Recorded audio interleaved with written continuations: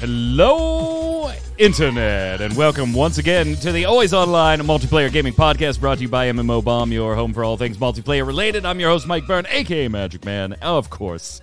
And this is episode 437. We're doing the show live, twitch.tv/MMO Bomb. So if you're watching on YouTube, listening on iTunes, Spotify, wherever this podcast is available, stop on by the website. That's the one that pays the bills. Take a look at all the giveaways, first look videos, episodes of the show here, and news all over the site. Big day, obviously. We've got our article going up shortly, recapping everything you need to know about the Final Fantasy XIV 6.2 live letter, including Island Sanctuary news, Criterion Dungeon news, which I'm very, very excited about. We won't be talking a lot about Final Fantasy XIV today. The live letter was just hours ago, and this is kind of the wrong panel for it since I'm really the only one that partakes. So we'll bring in some hosts next week that are more Final Fantasy XIV oriented to talk about that. And we usually have like the Yoshi P interviews that happen the days after the live letter for additional information. So we'll wrap it all up at once. But we've got a ton of stuff to talk about. Joining me today to go over all of it, Mr. Troy Blackburn, the Noob Fridge. What's up, sir? I've been working on my Skyscale collection in Guild Wars 2. Yeah. And I swear to God, ArenaNet is trolling me hard. Why? That entire collection is outrageous, never ending. It's just one big circle of busy work. I've never done anything quite like this to try to come out, to do all this work to try to come out with one achievement in the end for a stupid mount. I just want the mount. I would pay you money for the mount. Why am I running around Dragonfall 3 times collecting things for no reason? Don't tell them that. Don't tell them that, because then you'll just pay for the mounts. Don't tell them that. I just kept all this crap. Well, good luck on that. Good luck on that. Troy may pay for a mount, but this man ain't paying for riding skill, that's for sure. Wilfredo Rivera, what's up, sir? How's it going? And you're absolutely right. I'm not paying for a riding skill. Yeah, so you one for free. Let me center your shot a little bit that's my fault. While we get this so professional. Let me just move this shit around real quick. There we go. So yeah, you'd put up your next episode of, should you come back? Is it worth playing? This one, Lotro, getting some feedback in there, both positive and negative, right? People want to hear more of the background sounds and the music, and people want to take a more in-depth look about, hey, if you're a free player in these games, maybe this. If you're a paid player, you might get a totally different, you will get a totally different experience, but is it worth paying to get that experience? So I saw you in the comments, taking all the feedback to heart. People still loving the episode. You're doing a great job. And I stay away from molding your content because that's not, I want this to be you. And so you're learning as you go. What do you think of the feedback, the episode, Lord of the Rings Online? Is it worth playing? I would definitely say it's nowhere where I want it to be, but I'm getting better at it. And I think that's part of the experience, right? Because you got to learn while you do. It's one of those things you learn while doing. Yeah. Very much like drifting. But all the feedback, every bit of it, good, bad, and indifferent, it's needed. Because that just makes it easier for me to figure out what I'm missing, what I can put in, how I can make it more entertaining, more informative. Bring it all. Bring it all. I take none of it directly to heart. And I did this so I can start up a conversation. Yeah. There are things that you like about a game, talk about it. Things I like about a game, let's talk about it. Let's figure out what's wrong with our games. Let's have those conversations. Somebody's going to pay attention and go, they like all this stuff and hate all that stuff. So Lord of the Rings Online is a tough one for me because I can't argue with somebody coming to the same conclusion that you did. And definitely go watch the episode and give your feedback in there. Obviously, longtime Lotro players that are still playing it, they're not going to like the conclusion you came to because that's their game, right? And that's fine. We get that. Troy, we all do that. Your opinion's no good because I've been playing this since it came out and I still play it today and it's the best game ever. Well, for you, it might be. Cool. Congratulations. You found one. But it's hard to, if you are a Lord of the Rings mega fan and you play MMOs and you have never played Lord of the Rings Online, ever, for whatever reason, maybe you just didn't realize it was a thing. That's weird for a mega Lotro Lord of the Rings fan, but maybe. It is one of those games that is very antiquated And I always feel like if you want to just dive in and probably play by yourself through the story and adventure in Middle Earth by yourself, you could do far worse. Like, yeah, I would say go ahead and jump in it. But if you are looking for like a crowded MMO RPG experience, then this ain't the game anymore. It just isn't. So it's an odd one for me, Troy. Kind of like falls in that middle of, let's put 4 if statements on there, and if you answer all 4 of them yes, then yeah, this is probably worth playing for you. Or even for me, there's so many things about Lotro that checks boxes that would normally be auto plays for me. Yeah, but then you get to a lot of the dated aspects. It's just so old school at this point. It's just like, that's just not what I'm looking for in games. I want the new shiny graphics and everything to look super sexy while I'm playing too. Yeah, I was heartbroken when the new Lord of the Rings MMO was canceled. I was heartbroken. Anyway, check out the video. Give feedback on the series. You already have your next game, right? I don't think you're ready to publicly say what you're doing, but it is one that has been requested, I think is safe to say. Yes, it has. Okay. So we'll see that in a couple of weeks. In the meantime, let's get started with the news.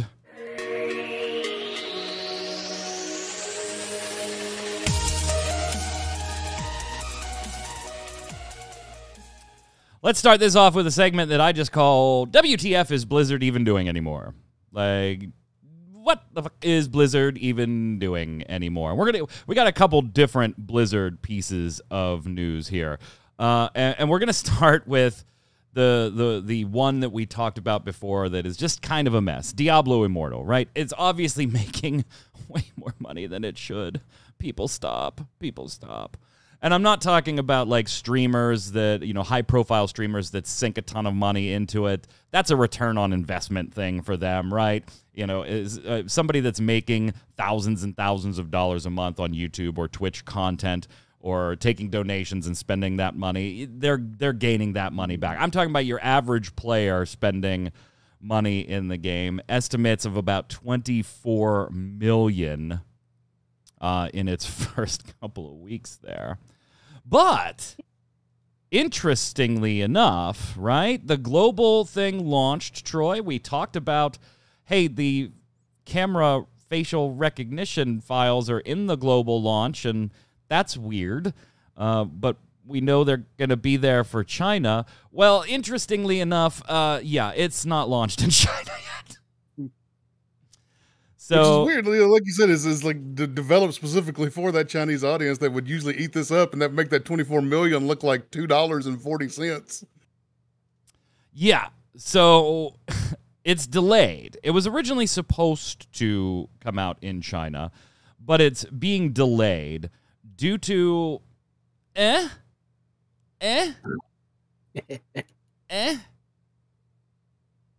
don't know. Now, reportedly, the game was being blocked on Weibo, Chinese social media platform, for violating laws and regulations. Now, that could be anything in China, right? Like, could be cultural stuff in the game, could be monetization, could be at the whim of an executive that just doesn't want the game to come out. I mean, that literally could be anything when you're talking about China. Now, they are going to try and launch this on July 8th. That's in other Asia-Pacific areas. Whether or not we actually come back to China, I don't know, Troy. There's actually rumors right now that it may not release in China, in which case, why the hell did you make it? Because like you said, this was almost tailor-made to the Chinese market, a Diablo mobile game that, hey, we'll sell elsewhere and make some money, but China is the market we want this in. Yeah, they're obviously running into some issues that they weren't expecting to get that launched over there. They were absolutely 200% counting on being in the Chinese market. Now things not going their way at all. Now look, this thing still made money, right? Like 24 million for us isn't anything to laugh at, but it's nothing compared to what they thought they were going to make. And the amount of disappointment probably in the higher ups who were waiting on bonuses, probably of $24 million. They're probably super disappointed and very agitated at the moment. Yeah, and of course, all of this stems from like the stupidest thing ever, right? And that is the whole reference between Xi Jinping, president, Chinese leader, president, whatever you want to call the position at the moment, lifelong president, and Winnie the Pooh, right? Huge like comparisons, mocking Jinping, saying it looks like Winnie the Pooh. That stuff has been like outlawed in China. And then according to a translation on Reddit, so take with a grain of salt, Diablo Immortal's Weibo post on the game's official Weibo site said, "Why isn't Winnie the Bear going out of office yet?" Which immediately, of course, got all of that shit shut down. Diablo Immortal's account condemned by everybody in the Chinese government, and even Winnie the Pooh is censored in China. So yeah. So will it ever come out? I don't know, Wilfredo, because now NetEase had penalties because of this. That's Blizzard's Chinese distribution partner. Diablo Immortal's marketing was shut down, and it's now being speculated that NetEase may, not will they even receive a license to publish the game for the next 3 years. So it's concerning, I guess, if you were a Chinese fan of Blizzard and Diablo, but yeah, you make a perfect cash cow for that country's games distribution, and then your social media screws it up, allegedly. I mean, I have my personal point on it, but I think it will come out at some point. It's just going to require, state media apologies and stuff like that, and probably a lot of, compensatory stuff later on down the line or something like that. But I think it'll come out. I really do. I just think that President Xi Jinping needs to just calm down, relax. Yeah, that ain't going to happen on this. I know it's not, but I mean, I used to get made fun of all the time. People used to call me Spaghetti Alfredos, and I learned to deal with it. Like, relax. I know you won't, but relax. It's a game. It's gonna make bank, like gangbuster bank. Let the game through. Yeah, but that's the thing, Troy. China has already been backlogged with game approvals, not only export games coming into China from other countries, but video games within its own borders, right? Like they have because they've got this whole cultural governmental thing being forced on the culture of, this is weakening our children and age restrictions and just like this whole governmental push that's very anti-video game or anti-minors playing video games, to be specific, that I don't know if they even care about the big dollars that could be behind it, because there are big dollars sitting there backlogged in game approvals that they're just not inclined to approve. Yeah, we've talked about this before on this show. Like Tencent, a company that you would think would have political pull, is being strongly affected by these steps that are being taken in China. And that's a company that I'm from the outside looking in, I'd have never thought that they would have had to deal with that stuff. I figured they had greased the right pockets, So the fact that a company like Tencent is having to deal with that, they're not going to be in any hurry to deal with Blizzard and to make Blizzard happy, for sure. Yeah, and obviously, like, Wilfredo, you say, he needs to chill out. Well, yeah, I mean, rationally speaking, you're like, who cares, okay? Like, I wear glasses, I have my entire life. Yeah, I got mercilessly teased. I'm a dork, always have been my entire life. I got mercilessly teased for that stuff, right? Fine. Yeah, a rational person says that. But a rational person also realizes that, hey, maybe I should cut things out because there are consequences to my actions. When you are the head honcho, have made the rules, will be there for lifetime, have never dealt with consequences for any of the actions, no matter how barbaric or even human right violations, which China's leadership has been accused of, there are no consequences. There's no reason to chill out. You get what you want. Yeah, it's unfortunate. It's one of those things where when you don't experience the consequences of your actions, you find yourself to be, ironically, immortal. And ha-cha-cha. But I still think that somewhere down the line, I think right now it's not going to happen. Maybe in like 3 or 4 years it's possible. But right now, I'm pretty certain they're like, we're not going to give any Americans any money, blah blah blah. Yeah. And if they have this backlog, that's literally on them. But at some point, they're going to be like, we need money. But the reason I bring this up is ultimately back to why I call this segment WTF is Blizzard even doing anymore.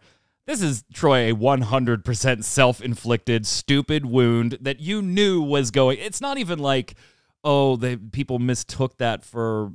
If the translations are accurate, again, we're dealing with Reddit, we're dealing with posts that got torn down relatively quickly, but if the posts are accurate, you knew it was not going to be wise to put that reference on your Weibo account when you have a game making $24 million in its opening week or so elsewhere, getting ready to launch in China. Just what the hell were you doing? The most tone-deaf company in gaming right now. Yeah, they really are. They really are. Speaking of, let's continue with WTF is Blizzard even doing. Their shareholders have gone through a round of voting. They are going to keep their board, including one Mr. Bobby Kotick. So he will continue to be in charge. So presumably that puts him in charge until the Microsoft takeover, assuming the deal goes through and closes in the estimated time frame that they thought it would, which would be Q3 of next year, 2023. Now, in that set of votes, there were other items being voted on as well. One good thing I think came out of this is that they did vote to release their reports on harassment. This actually comes after New York State Comptroller Thomas DiNapoli had a proposal saying, hey, Activision needs to share the total number of sexual harassment settlements, progress around quickly resolving those issues and abuse complaints and all pending complaints. They need to turn those over and make those public. Well, the shareholders' majority vote did go ahead and do that. They did vote in, now it hasn't been done yet, but they have voted in favor of releasing those in an attempt to restore investor confidence, increase transparency on how it handles these situations, etc. And that might be good, but this was hot on the heels, Troy, of Activision Blizzard coming out and saying, hey, we have finished our investigation of ourselves, and we did nothing wrong. That's what I was going to say is, why would they need to make any changes whatsoever? They just told us they did nothing wrong. We were just literally told by them they did nothing wrong. No need for changes. Everything's fine here. Everything is fine here. No evidence to suggest that Activision Blizzard's senior executives ever intentionally ignored or attempted to downplay the instances of gender harassment that occurred and were reported. That's an important distinction, I guess, if you want to get into the semantics of this. Optic-wise, it looks terrible, but if you want to get into the semantics of it, they're not investigating saying that these incidents didn't happen. They're not investigating saying, there was no harassment, there was no gender discrimination, there was no... What they are saying is that there didn't appear to be a widespread culture of this that was in turn hidden and even participated in by senior management and executives. Now, whether or not you believe in them or not doesn't matter. Despite conflicting reports that Kotick knew and even took part in some stuff like that. Right. So. They said, hey, we did find some instances of gender harassment, but then there was no senior leadership cover-up. They also... voted not to, Wilfredo, put an employee rep on the board. The newly created union over at Raven Software requested employee representation on the board. They democratically, within their union, elected the one person that they would like to sit on the board and serve as a representative of the employee, right? Give you a little more touch point with somebody on the ground, on the front lines, so to speak. In the company. They absolutely rejected this. 5% of the board voted in favor. 5%. 5%. I find this absolutely mind-blowing, especially with large companies like this. And I find it interesting at the same time because they said no. But Mercedes-Benz, 50% of their board are frontline people. They are workers that represent what's going on in the factories and in the warehouses. Why wouldn't you do that? This is a great way to bridge that gap between, the the executives who are always looking down, and those who are in the middle of the fight. You want that. And to shut it down, to me, that just screams bad news when it comes to the board. That's just my opinion on it, though. So, like, thinking, I've run boards, and full disclosure, when I've been in charge of boards, I've been on boards before, but when I've personally been in charge of boards, they have been nonprofit organizations. So there are different rule sets. Obviously, I will concede that point. But I have been on the board of profit companies seeking to make some money. And so, like, when I read this, I was like, okay, there are reasons in some organizations why that would not work. Particularly those smaller organizations where the board isn't as big and one person actually has a fair amount of weight, right, when it comes to votes and things like that. That ain't the situation here. And in fact, I mean, in these types of boards, Troy, you can likely negotiate the actual definitions of the chair. And, you know, maybe it is an advisory board member. It has no voting power. It has no ability to impact decisions that the board makes. They are there simply as an observational rep and a feedback and advisory giving rep. I don't understand why this company just continues to do the worst optic things, even if they think ultimately that they made the right decision for totally genuine reasons. The optics just continue to look horrible. Just continue to look horrible. At this point, just play to the audience. Like you said, even if you're not actually giving them any power or any sort of ability to actually to implement any sort of actual change, which obviously you don't want, just to set this person on the board would have been, like you said, optically a good move for a company with all the accusations and all the problems that they're having. How hard is it just to, at some point, you think that they would accidentally get something right? Like they would accidentally make a move that makes them look like they're actually attempting to make a change or to do something or to do the right thing. And they continue to not do that. They're not even accidentally stumbling into the right decision at any point. Not even accidentally stumbling into the right decision. Dude, like, here's the other thing. So let's take a look. Dragonflight, the next World of Warcraft expansion, now has a release window. Not an exact date, sometime before December 31st, 2022. Initial gut reaction, I'm going to say this was earlier than I believed. I thought this was going to be a late Q1, early Q2 of next year. Was I nuts on that? Did you guys see it coming out this year, Wilfredo? I strangely, yes. I actually did. I figured it'd probably come out a little bit earlier than that. But, yeah, I can definitely see it happening. Troy? I thought next year. You thought next year too? All right, so we're a little split on that. Now, here's my question I have for you, a couple of them. Obviously, we have the physical collector's set, $130. The digital sets, they are all on pre-order right now if you are so inclined to give Blizzard money. And they have various editions, Heroic Edition, Epic Edition, of course, with all kinds of different goodies inside there as well. Here's my question, though. With it coming out sometime in the next 5 months, can it possibly deliver the way people want it to deliver? The way hardcore, longtime World of Warcraft fans looked at Shadowlands and said, man, we need to go back in time a little bit and change some things up. Can it even possibly begin to deliver on some of those return to World of Warcraft promises that we heard Ian Hazzikostas talk about when Dragonflight was revealed? No. Troy's like, let me put this simply. No. Not even close. This is going to be another one of those expansions that they just throw out there to try to make a few bucks and to try to get interest back in the game and to try to get back on the good side of the players. Like, oh, look, an expansion. This distracts World of Warcraft players from everything else going on. They're like, oh my God, an expansion. And at this point, I'm done feeling sorry for you. I was subscribed for a year. I was subscribed for 6 months. If you're buying this pre-order expansion, you're supporting a company who does not care about its employees, does not treat its employees fairly, and it's just literally a piece of shit. It's a piece of shit company, and you're still supporting it, and I'm done understanding your side of the argument at this point. All right, going so forward. I hear you, and I personally have not purchased Blizzard products since California announced its charges. Yeah.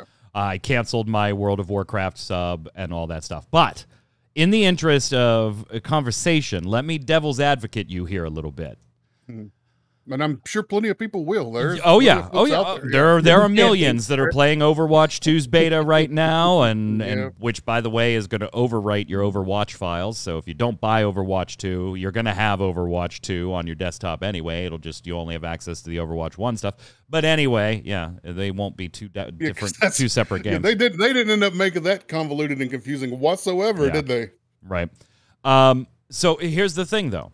I understand boycotting companies and things like that. I've done it before. I'm doing it right now when it comes to Activision Blizzard. However, I also can at least recognize one of the many counter arguments you get to that, which is you're talking about a company that is so big that when it starts to lose money, if a boycott is big enough to actually start denting, like the voting with your wallet, right? If that's enough to start denting things, it isn't the people you want to suffer that suffer. It is the me's and you's and Wilfredos of the world that are sitting there in QA, that are sitting there in level design, that are sitting there in art design or sound design. It's those frontline employees. So one of the big counter arguments you hear to, I'm still going to support them and buy their products, A, because I like their products, and that's perfectly fine. But B, I got friends that work there, or I don't want these people out of a job, and I know that is the inevitable consequence of a successful boycott in the short term. Long term, big enough, maybe you get other changes, but in the short term, you usually see layoffs and stuff like that. Unfortunately, other than, yes, they get to keep their job. And like you said, if voting with my wallet actually does accomplish something, which in all honesty, I'm one of the few, I think, that's doing so, and I don't think it's going to make enough of a dent to make a difference.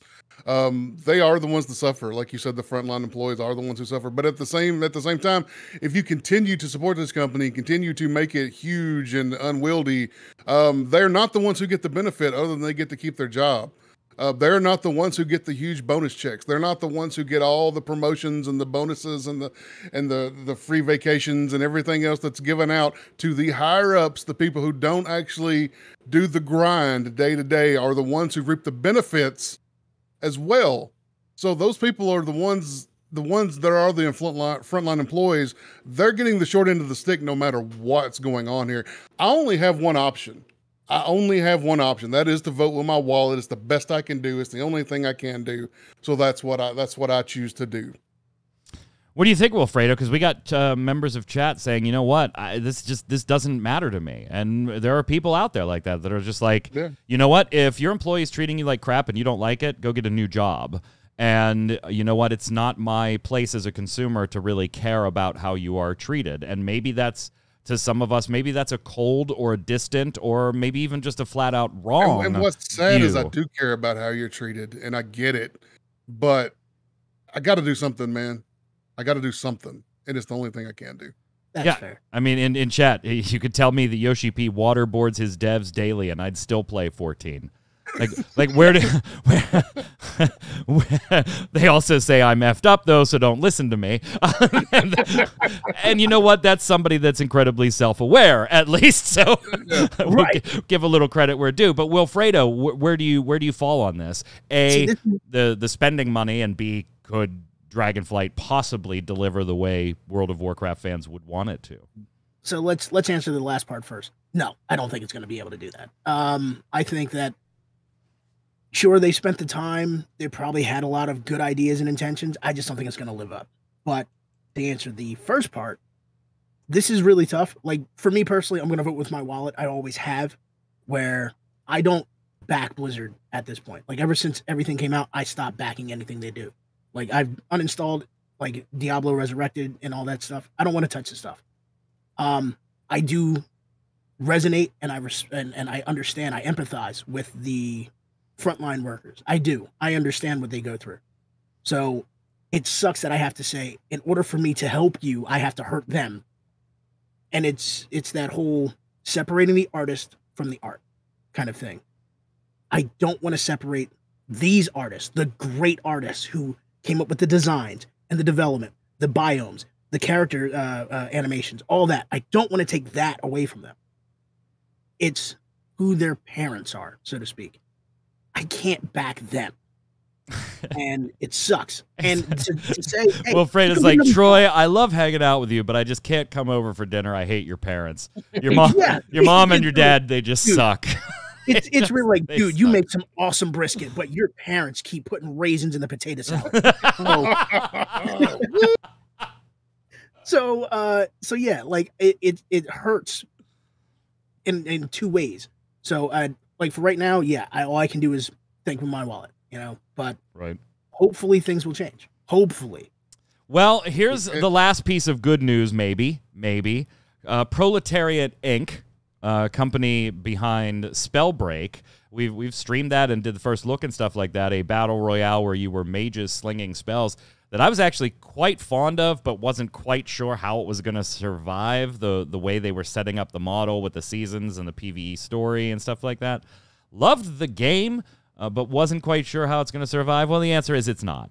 It is shutting down in 2023. Now, we reported on it late in the evening the night it was announced. What we didn't know then, but that we updated the piece the next morning after we got additional information, was that the reason Proletariat was shutting it down was because Proletariat was in the process of being acquired by Blizzard Entertainment. So it's about 100-person, little over 100-person staff is being absorbed.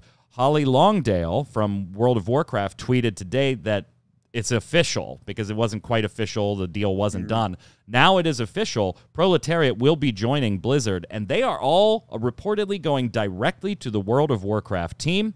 They will all work on World of Warcraft to sate what Blizz calls a voracious hunger for World of Warcraft content right now.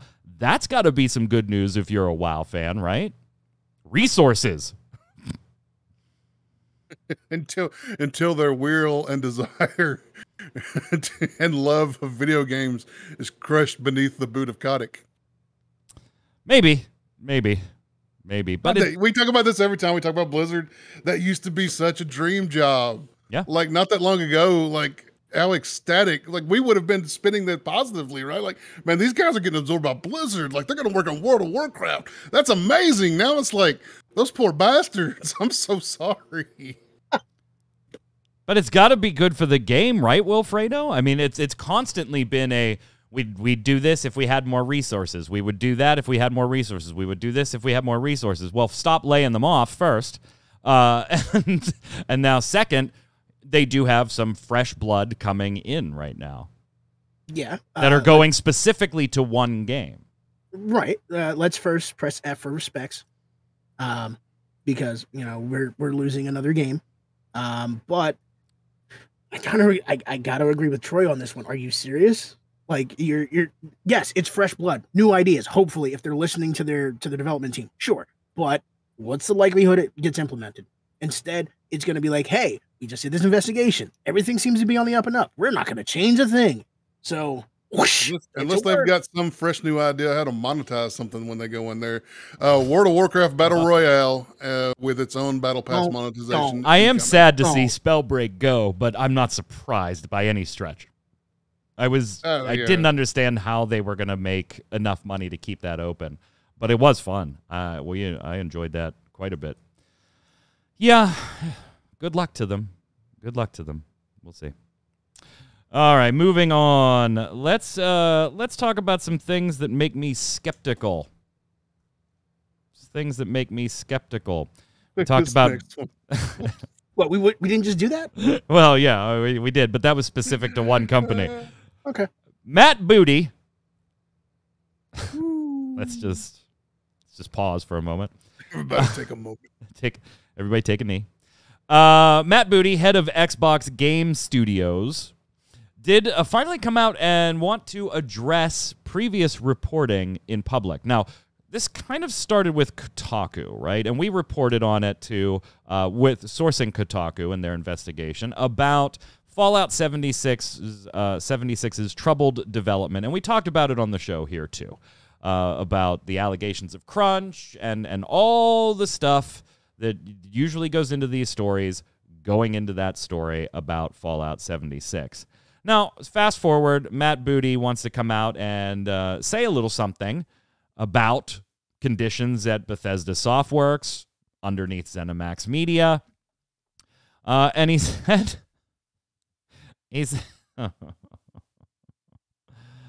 oh my. He said they take reports of crunch very seriously. But then he also went on to describe that the report goes pretty far back in time. Let's see here. Fallout 76 release date. You know, far back in time, all the way to yesteryears of 2018. 4 years ago. His quote, pretty far back in time. It was so long ago. And he says that is not the culture now, and it's unfair to assign what was generally acceptable gaming industry practice at the time on one specific studio like this. And he also says that he knows from talking to Bethesda leadership that they do not have a situation where people are crunching. Hey, Wilfredo, are you and your staff crunching? No? Okay, cool. No. Thanks. No, not at all. Thanks. All right. Totally. Get back to work. I'm sorry. Get back to work. That's good enough for me. Now, he does at least acknowledge the possibility, though, that saying that crunch culture couldn't happen without him knowing is certainly possible. It's certainly possible that it could be happen without him knowing, but from his conversations with leadership, no, not happening. Call me a little skeptical. I have a question. What The floor recognizes Wilfredo Rivera from the great country of You Done Fucked Up. Yeah. What bubble of reality does Booty live in to not know that crunch culture is a thing and it's happening without Booty does not actually take his booty to any game studios. He sits in his Microsoft here's chat. office. A legit question. Can a culture in a big company like that change in just 3 to 4 years? Does it take shorter? Does it take longer? Could it feasibly change in 3 to 4 years? Could ZeniMax / Bethesda see the culture, the attitude towards this being acceptable practice starting to shift in 2019, 2020, and have shifted with those dynamics and changed between 2018 and 2022? Is it possible? Absolutely. Anything is possible. Has it been implemented? That's the question. It's the same leadership pushing out the same games with the same deadlines, wanting to make the most amount of money possible. Nothing's changed there. Come on. Whenever Starfield actually lands, we're going to start getting reports from those in the know about the crunch and stuff that took place for that game too. Let's be realistic here. This is absurd. Thank you. Wow. No benefit of the doubt from Troy. Oh, hell no. No, but Microsoft bought them too. Yeah. So it's not totally like the same leadership, right? There was a buyout there. Now, Microsoft has its own allegations going on right now about the treatment of certain employees and things like that, and that maybe it's got its own toxic culture problem that some people are alleging they need to take care of before they attempt to fix other people's houses. But this was a company that was purchased. Yeah, but in-house, it's still the same folks running the thing. True. I'm just saying, if you smell smoke, there's a fire going. And they've had smoke rising from their studios more than once.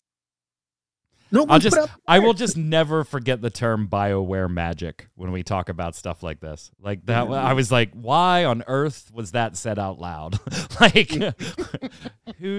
don't worry, it'll all come together. BioWare magic. BioWare magic. A combination of crunch, abuse, neglect. Like, It's magic. Maybe a couple of free pizzas on Yeah. 20-hour weekend. Yes. Yeah. That's what we call diarrhea of the mouth. Oh my. Call me skeptical. Valve has actually launched an update to Team Fortress 2 in response to the same Save Team Fortress 2 campaign. Now, we reported on the initial tweet. Why did we report on a tweet? Well, because that initial tweet that had said, Team TF2 community, we hear you. We love this game and know you do too. We see how large this issue is and it has become and are working to improve things.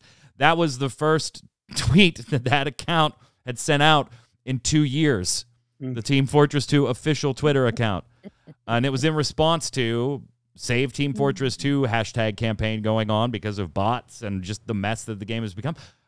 Call me skeptical whether this will continue or not, but they have introduced one patch so far that they haven't detailed in full, probably because there are elements of it combating bots that they don't want to make, like you don't tell the enemy what you're doing, right, in full. But it does include some public-facing things like double vote kicking, removing the ability to change names during a match so bots can no longer steal players' names, and a few other things.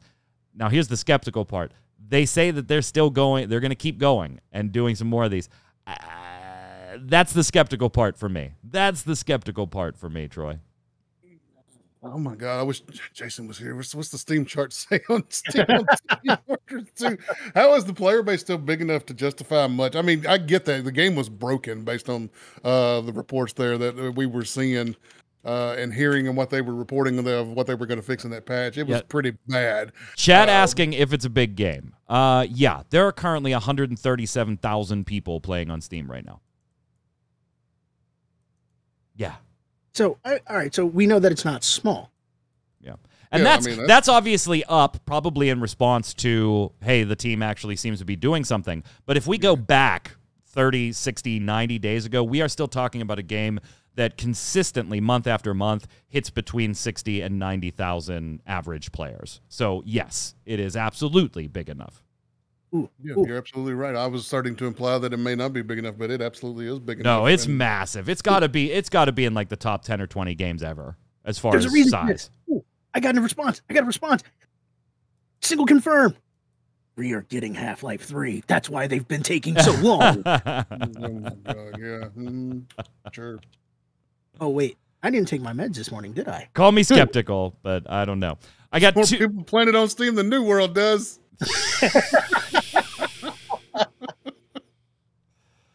I knew it was coming. I tried to segue to the next topic because I knew it was coming. I knew that the damn thing was coming. So I was looking up something. I know. All right, last thing before we head on over to the weekly bombs here. I want to know, what do you think? And chat, you're involved too. Are these good things or bad things? First up, Epic Games is going to be doing, and everybody in chat was just like, bad thing. All I said was Epic Games. They were just, no. Epic Games, the storefront, is adding a new one of its new features is aimed at reviewing games, which, okay, fine. That's not what I'm asking you. It's good to be able to review games. But there are some conditions on the way that this will work. First off, you cannot review a game if you haven't played it for at least, 2 hours or 30 minutes? Or what is it? 2 hours, I think. Hold on. 2 hours. Yeah, 2 hours. Yeah, 2 hours. You got to play the game for at least 2 hours. So God help you if it's a game you beat in an hour. Like you buy some $5 indie darling, you bang through it in an hour and a half. You got to find something to do for an hour or 30 minutes before you can even put a 5-star up on that bad boy. But here's the other part of it. The more, is this a good idea? To combat review bombing. That's why they say the primary reason for this is not only can you not review a game you haven't played for at least 2 hours, but whether or not you can review the game is going to be random. You might get a random invitation on Epic Games to review a game that the system says, Troy, you have played for 2 hours or more. Would you like to leave a review on this particular game? Now, it's to keep us from review bombing the hell out of something, which we're going to revisit for the question of the week, whether or not you think review bombing is a good or bad thing. But this idea in and of itself Good thing, bad thing. Let's start with you, Wilfredo. No, I think it's dumb. Imagine if it was a restaurant. You go to a restaurant, you have their food, it tastes like crap, and they say, oh, by the way, you can't review us unless we give you an invitation to review us. It's like they block you on Yelp. Get out of here. No. If I want to talk about my experience with it, let me talk about my experience with it, and I'm going to give you my honest opinion. But to sit there and say, well, we're going to randomly choose, I'm still going to give you my opinion. It just won't be on your forum. That's fine. It's just going to make it even more and more difficult for me to come back to your platform. I'm going to go over to Reddit or whatever, or Twitter, just so I can get my review out. So, no, I think it's dumb. Don't silence the voice. I'll give you some of the feedback in the comments on the actual article on mmobomb.com. Fiery Duck chiming in saying there's too many things that could be going on behind the scenes, right? Like what randomly picks the user. I don't know. They allege, Fiery Duck says that 2-hour limit coincides perfectly with EGS's refund policy. I know Steam's is 2 hours. I actually don't know about Epic because I've never bought anything on Epic. Everything I've got on Epic was the free games all the time. Right. So I don't know. If Epic Game Store's refund policy is 2 hours, that's, a little weird. Midori chiming in with a lot here. I will summarize saying that, obviously Chinese companies don't own Epic, but they do have large investments in them as far as like Tencent and things like that, having investments there. And it just kind of the same thing. It leaves a little too much behind the scenes on who's exactly being asked to review these. Are they some review shop in some other country that they're just, hey, we're going to send you 30 reviews? What about games like Cyberpunk when they come out and they're like virtually unplayable for 2 hours? Much longer in the case of Cyberpunk. But, what happens there? What do you think, Troy? All to combat review bombing. The less negative reviews on a game, the better it's going to sell. I think that's pretty much a given. If a game is overwhelmingly positive, I weigh that pretty heavily onto my decision whether or not I want to purchase a game. If a game is mixed, then the reviews take a smaller portion of what I'm putting into deciding if I'm going to buy a game, but they still absolutely influence it. Yeah. I think what they're doing is just trying to prevent negative reviews, is what it feels like to me, and they're just trying to pick and choose who they random could mean anything. They could be back there picking and choosing people who have played the game enough to where now, of course, there's always people who play 3,000 hours and they're like, oh my God, this game is the worst game ever. Yeah. You see that on Steam all the time. Yeah. But, a lot of times if you're looking for people who have more playtime and looking for people who, there's ways to look at playtime and how somebody's played a game to get a good idea if they're going to give you a positive or negative review. And I feel like there's some funny business going on in the background here, and I don't think this is good for consumers. Chiwei in chat saying the same thing. Like random could invite cherry picking, right? Yeah, like so let's talk like Rocket League, right? It's very easy for Epic Games to look at my Epic profile and say he has X thousand hours in Rocket League, so clearly he's played quite a bit of it. But we're also able to see factors like how often does he play? This dude plays for 2 hours. Right. This person is still playing actively every 2 days, 2 or 3 hours, every single day. Where Troy has played Rocket League for 1,000 hours, but hasn't played in 8 months. Mm-hmm. Now, are we both equally as likely to get asked if we want to do a review for Rocket League? I don't know. From what they've publicly released, yes. We both played it for at least 2 hours.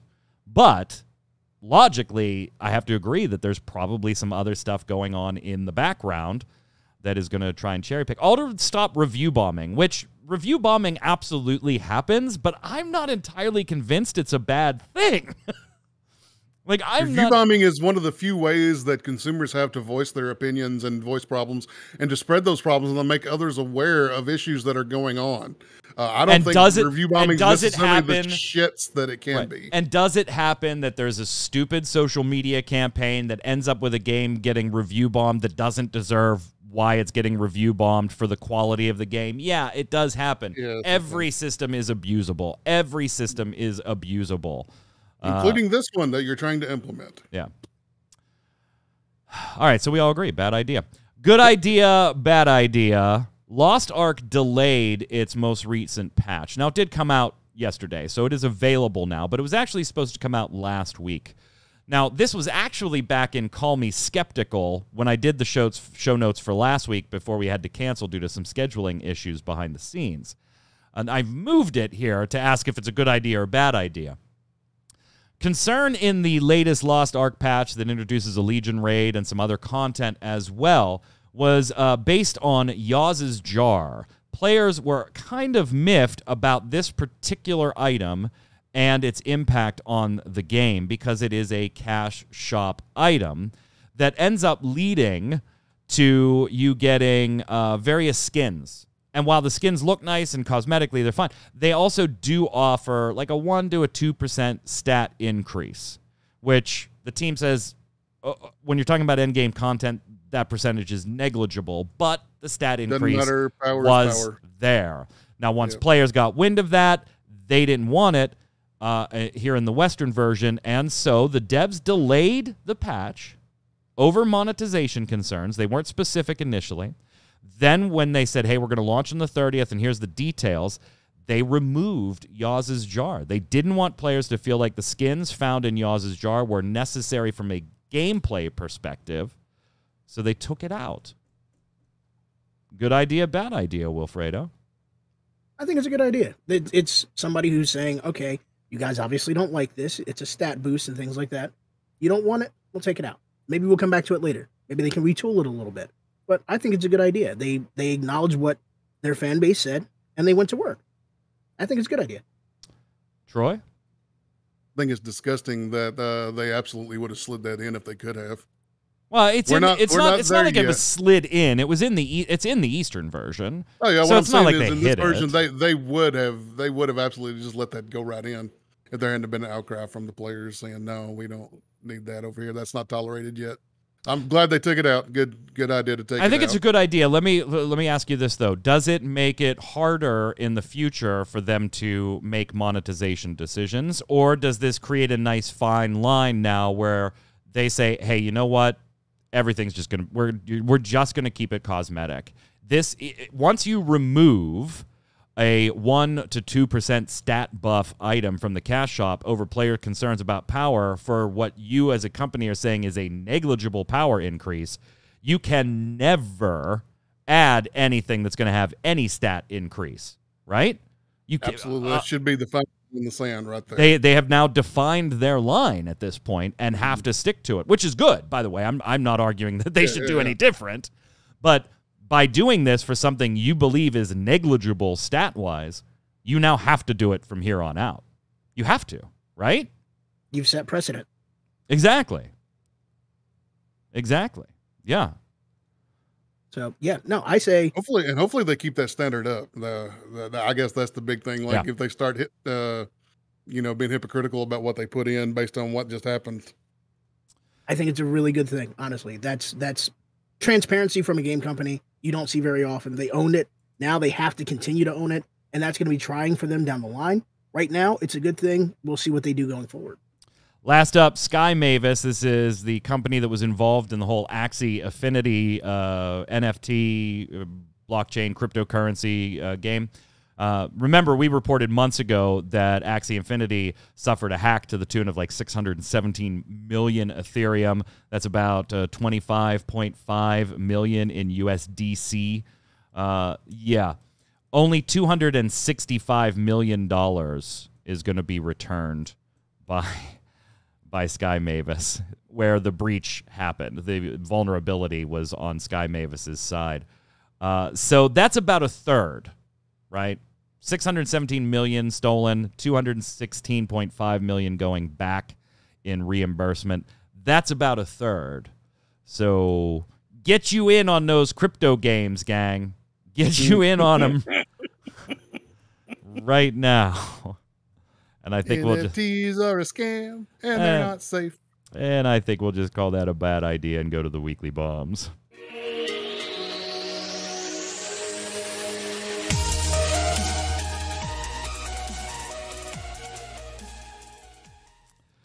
Weekly bombs, dub bomb for something good, A bomb for something bad in the world of gaming or just life in general. Wilfredo, what is yours today, sir? Oh, mine is pretty simple. I want to give a dub bomb to everybody who checked out the latest video that I put out there for you guys. Thank you for all the comments, whether good, bad, or indifferent. Thank you. Feedback is absolutely necessary. Thank you for the likes. Thank you for the suggestions. Keep that rolling. Troy, what you got? Bomb to the way that Valve rolls out the Steam Deck. I've been waiting in queue for well over a year. And then when I get my email, I've got 3 days to give you $700 or I completely lose my place in line. They have my $700, but a bomb to the way that they do that. Such a big baby. I was like refreshing my email all day Thursday. I am in Q3. I didn't realize I had it till yesterday. Yeah, I am in Q3 as well for the $650 model. I can't wait. Mondays or emails go out Thursdays and Mondays, so you can bet Monday. F4, F4, F4, F4. Yeah, I'm going to give an A-bomb. I'm sad about the shutting down of Spellbreak, even though when I did the first look, I said, yeah, I don't know how this is going to be monetized and sustainable, but still sad to see it go. I did like its take on Battle Royale coming from somebody that isn't generally a Battle Royale fan. A-bomb for the shutdown of Terra Online on the PC. Console's still going, but PC, its final day was yesterday. And I'm going to give a dub bomb to the Final Fantasy XIV live letter. Again, Q's full report will be published as soon as we're out of the Always Online podcast here. From viewers on YouTube, Alan M00 says, "Da bomb to Project Gorgon. I've been having a great time in this game. She's no looker, but she's great fun. The community is fantastic as well. I assume the bad graphics keep the toxic people away. Also, where did Jason Winter go?" Jason Winter retired from content creation. He now does a lot of streaming on his own personal channel. Hanging out, just streaming, so you can go check that out, twitch.tv/Jason Winter. He's got a whole schedule up. He's live pretty much every day for a couple of hours each day. So you can still hang out with him, and he still guest hosts occasionally here, but he doesn't do content creation or writing for any gaming sites anymore. He's retired. Is he streaming right now? Yeah, he's retired. Go ahead, Troy, take the next one. Box giving a dub bomb for all the gamers who got what they wanted out of the game show Expos. Even though I was cynical on last week's answer, I still mostly stand by that opinion since then, because not much else was shown that I have much interest, but also an A-bomb to myself for not believing in DD2 being a real product and now having to buy it day one for a friend. I bet against whenever it comes out, probably not for another 4 to 5 years, LOL. Go ahead, Wilfredo. Effects on. So sick of remakes / remasters. Just make new games. We got them. Starfield and Avowed. They're coming. Redfall. Looking at Redfall. Yeah. From chat, by the way, Takal says, as stated earlier, dub bomb to Relics being tied to Hildebrand. I just love seeing all the salt in Reddit about it. Final Fantasy. Raggerty says, LOL, what update did they mess up Paladins with? Every patch. The game was fine. Then they said, hey, let's just mess this up. And every time they try to correct it, mess up something else and leave the broken things broken. Now that I think about it, that's typical high res. That's Raggerty's comment. Yeah, you're right. Like Paladins has had rough, but I think it was update 63, if I remember right. And that's what I was trying to remember on the last show. Was the one that they introduced the cards mechanic, and that just made things a mess. Go ahead, Troy. RS Jabber, A-bomb to ArenaNet for controversial balance changes in the upcoming patch. Warrior and Ranger players were promised big reworks of their banner spirit skills, and the result is terrible. Meanwhile, the strongest classes become even better. I've never seen the community so disappointed. I tweeted out just yesterday or the day before, literally right after that balance patch, I logged in, and in Lion's Arch, there was just this circle of warriors, and they were just dropping their banners that had just been reworked just to see how pathetic they were. And they were like all in a group trying to get like back up to the stats that the banners used to give from like one warrior. And they couldn't even get that in this whole big squad of warriors trying to drop these banners. And I tweeted out a picture of them all just standing in a circle. And it was sad. Now, they were all like, they weren't even like mad. They were just like devastated. Yeah. Disclosure, they did release a hotfix. So this was typed nothing for the warriors. This was typed prior to. Yeah. but it's still relevant because they changed absolutely. There was 0 warrior section on those hotfixes last night. Sir Hans Wolf in chat asking, what's everyone's opinion on, first-time chatter. Hey, what's up, Hans Wolf? Welcome. What's everyone's opinion on free-to-play and subscription-based games and how it's changed the way people think about subs? I'm going to say what I've said for 12 years now on this channel and on Game Breaker and everything. I love the free-to-play model. Everybody loves the free-to-play model until they find a free-to-play game that they like and want to stick to. Then they wish it was subbed. They wish it had a sub. I'm the same way. I enjoy dabbling in free-to-play stuff to get a feel for it. Makes doing first look videos easy. I don't have to buy the damn things. But the ones I want to sink my teeth into, I'm always like, damn it, I would just wish there was a sub. Just give me a sub and get all these lunatics out of here that are, clogging up chat and all these different systems out of here that I don't do. Just let me pay you $15. All the dumb inconvenient systems. Give me all the quality of life that comes with your subscription, and let's move on. Agreed. Question of the week last week. What's your review now of the Xbox Game Pass, whether it's PC, console, cloud, however you want to play it, the system subscription itself? Is it a good thing? Is it a bad thing? Is it good for gamers? Bad for gamers? Good for development teams? Bad for development teams? A lot of debate going on over the last 6 months or so now that we're starting to see more and more numbers from these companies that have put things on Game Pass, some leading to a lot of success and some actually maybe hurting their sales and future development because of it. Breckner Catalan says, question of the week, they need to bring the Game Pass over to Steam like EA did with EA Play. Gabe Newell actually, I don't know if we covered it here, but I remember talking about it on Gaming Gumbo. Gabe Newell actually said he was open to that in an interview, that he was absolutely open to bringing Game Pass to Steam if him and Microsoft could make it work. But I was like, absolutely, absolutely, you would be. Go ahead, Troy. Box question of the week. Overall, it's a very high 9.5 out of 10 for me because it's a steal of a deal. I've had the Ultimate Pass since day one because I like some of the bonuses it would sometimes have for games kind of like Amazon Prime.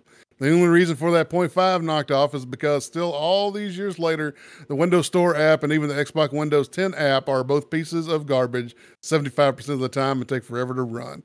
On the other hand, it is still fun to be able to swap games on the fly and use Game Pass to save money, trying out new games.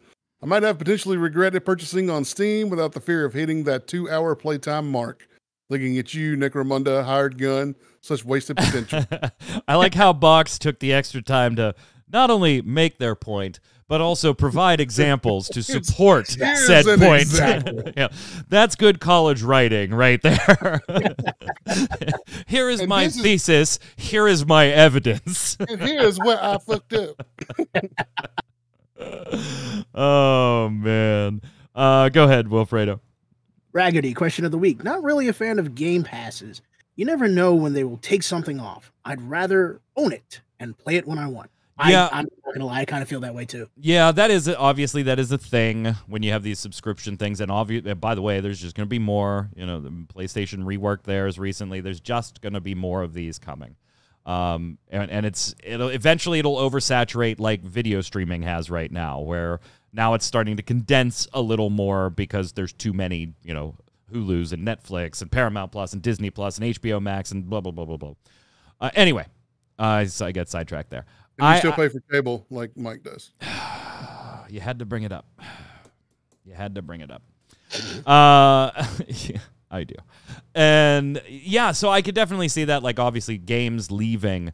But I will say this about the Xbox Game Pass one. They give you plenty of notice that a game is about to leave. And if you want to play it, then you just purchase it at that time, which to me is no different from I could go buy it for $60 on release date, or I could play it as much as I want to under Game Pass, and if I'm still enjoying it by the time it's going to go off, I could give them my $60 then, and if it's been long enough, maybe it's not even $60 anymore. So while I think it's a fair point that you don't own that library, the option is not like Netflix, where like the game is going to disappear, or the TV show you want to watch on Netflix is coming off this month, and there's not a damn thing you can do about it. where Game Pass has that, obviously, if you like the game, then just go ahead and buy it. Then whether we take it on or off Game Pass doesn't matter. So at least there's that. At least there's that. RS Jabber finishing it off saying, not a fan of having my game library locked behind a subscription. That can be, but your game library, ones you've bought, are not. They're not locked behind that subscription. But anyway, I'm okay with paying for some MMO every month, though, but that's just one game, and in my mind, it's a bit different. Also, to answer previous week's question, best game to sit down and relax with on my brand new computer, the first game you fire up to chill, whatever the newest Doom game is. That's fair. That's fair. That's just unplug your brain and have some fun with your brand new PC. Sir. 100% fair. Question of the week this week. Is review bombing a good thing or a bad thing? Have you ever been part of one? And let us know why. Because I honestly think there are merits to it. Yes, it can be abused, and they didn't like what they said on social media, so go review bomb the hell out of the game, even though the game itself is great. We don't like what the developer did or the community manager said. Yeah, of course it could be abused. But is the ability to do it overall a net good? And have you ever been part of one? Why? Let us know in the comments below. Don't forget your weekly bombs while you're there on YouTube and on MMO Bomb. Those are where we get all of those. If you don't put those down there, I ain't doing those segments anymore. So make sure you answer the question of the week in your weekly bombs. D-bomb for something good, A-bomb for something bad in the world of gaming or just life in general. Until next time, Wilfredo, where can everybody find you? Come check me out on Twitter at Damian X Marius. I'm going to be posting a lot more when it comes to the Should You Come Back, Is It Worth Playing series. Troy. Follow me on Twitter at NoobFridge to see screenshots of Sad Warriors. I'm Mike Byrne. You can follow me right there at MagicMan1. But more importantly, on Twitter, follow at MMOBomb. That way you'll know every time we go live here on Twitch with the podcast, streams, news articles, first look videos, giveaways, and so much more. Stay safe. We'll see you on the servers.